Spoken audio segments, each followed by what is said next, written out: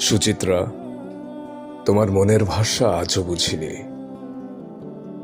স্বপ্নে খুঁজে শতবার দেখা দাওনি।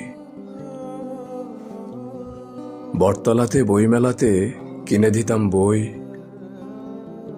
বইগুলো তো সাজিয়ে রাখলে, আমায় রাখলে কই? রাত বিরাতে ফোন আলাপে শব্দচয়ন করতে তুমি রোজ।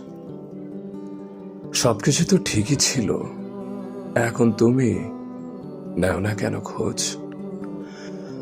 হঠাৎ যেন তোমার মাঝে মধ্যযুগের ভাব, ভুল করেও চায় না আর হোক সংলাপ। সুচিত্রা, তোমার মনের ভাষা আজও বুঝিনি।